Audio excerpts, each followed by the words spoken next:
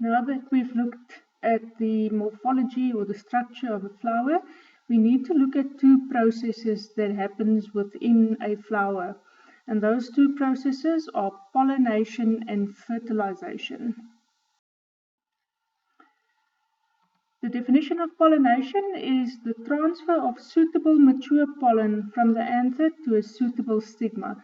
So once the pollen is ripe, the anther shatters and the pollen escapes, and it is carried either by pollinators or by the wind to a suitable stigma where it will be captured on that sticky stigma, the female part of the flower.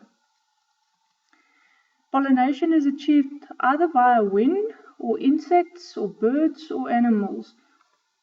So if you look at these pictures, this is a process of wind pollination where you can see the pollen is released into the air.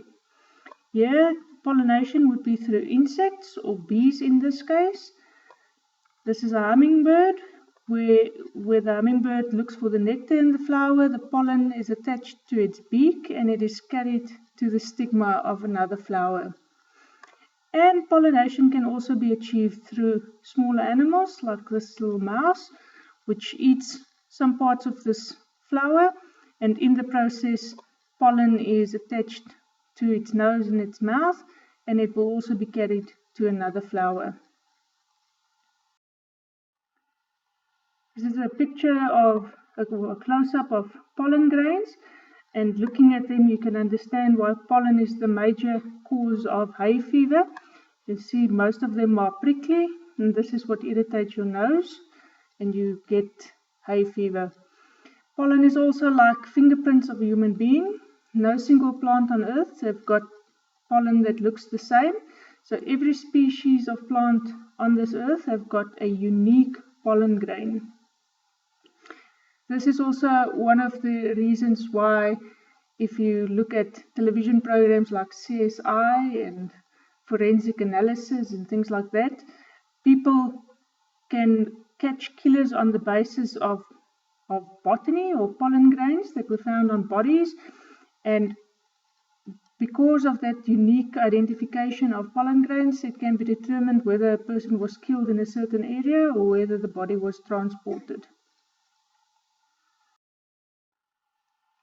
So why is there this big hub about bees dying out or becoming extinct?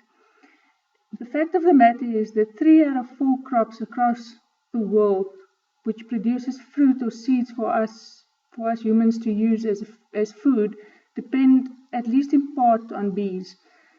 There are large numbers of bees. There's about 20,000 different species of bees in the world, and their bodies are furry, which means that they carry a lot of pollen and they frequently groom themselves to get rid of this pollen. And in their flight, they forage systematically and they visit adjacent flowers, so they carry the pollen from one flower to the next. And on one single flight, a honeybee will visit about between 50 and 100 flowers in that single flight. This is just a close-up of a bee to show you a bee that has already visited the flower and the pollen grains that is attached to this furry body. These pollen grains will be carried to another flower where they will be deposited on the stigma of that flower. There are 2 types of pollination which are important agriculturally as well. The first is called self-pollination, and that is where the pollen grains from a flower falls on the stigma of the same flower. So the flower in itself pollinates itself. Then there's also cross-pollination, and that is where the pollen grains from one flower is transported to the stigma of another flower. This is important for agricultural crops such as pumpkins, for example, where farmers spend lots of time taking the pollen from one flower on earbuds and then in fact pollinating the stigmas of different other flowers. So that is cross-pollination. Self-pollination, where the pollen of a single flower falls on the stigma of that same flower. Cross-pollination, pollen from a flower is taken to the stigma of another flower.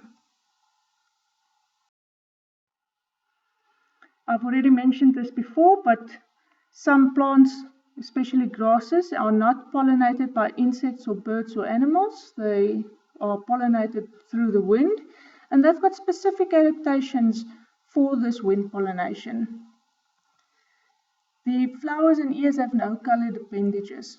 The flowers of grasses don't need to attract animals or insects. They are pollinated through the wind, so they don't need to attract pollinators, so they don't need to be colored.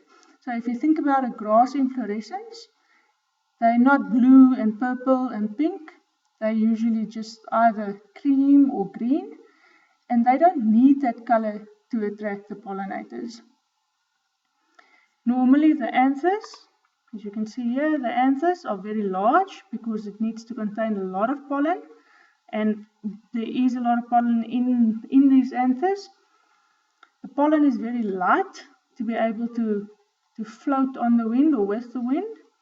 And then the last adaptation of grass flowers to wind pollination is the fact that the stigmas, the female part, is feather shaped and specialized to trap the pollen that floats on the wind. After pollination, we come to the second type of process that occurs within flowers, and that is the process of fertilization. Pollination is only the transfer of the pollen. Fertilization is the fusion of a male gamete and a female gamete. So it is the fusion of a sperm cell and an ovum. So pollination, after the pollen has been set free from the anther, it lands on a stigma, either from the same flower or a different flower. That is pollination.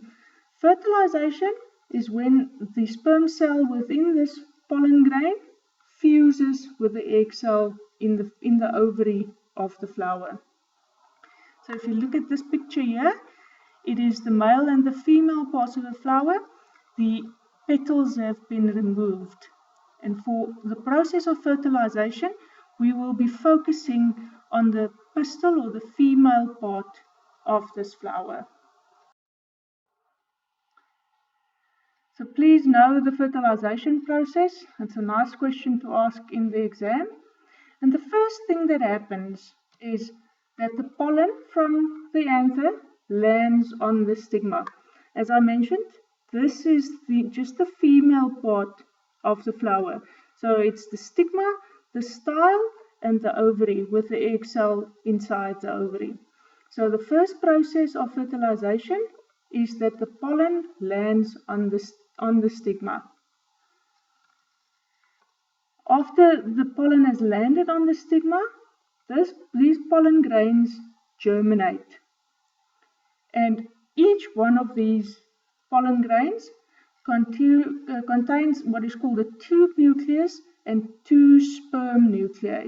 So this is one single pollen grain, and inside there's a tube nucleus that will form the tube that runs down the style and to the ovary, and then 2 sperm nuclei.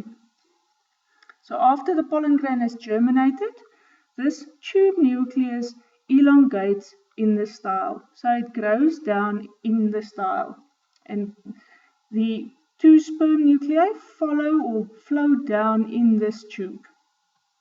The tube nucleus elongates until it reaches this embryo sac or ovary. And the last thing that happens is that because there's 2 sperm nuclei inside the pollen grain, one of the sperm nucleus or nuclei fuses with the egg cell to form the zygote. The other sperm cell, fuses with what is called the polar nuclei. And when that second sperm cell fuses with the polar nuclei, it is called double fertilization. So just to recap, the pollen lands on the stigma, the pollen germinates, and the tube nucleus grows down or elongates into the style. As soon as this tube nucleus reaches the embryo sac or the ovary, the 2 sperm nuclei comes down this tube. And once it reaches the ovary, one of the sperm cells fuses with the egg cell to form the zygote, and the other sperm cell fuses with the polar nuclei, and that is called double fertilization.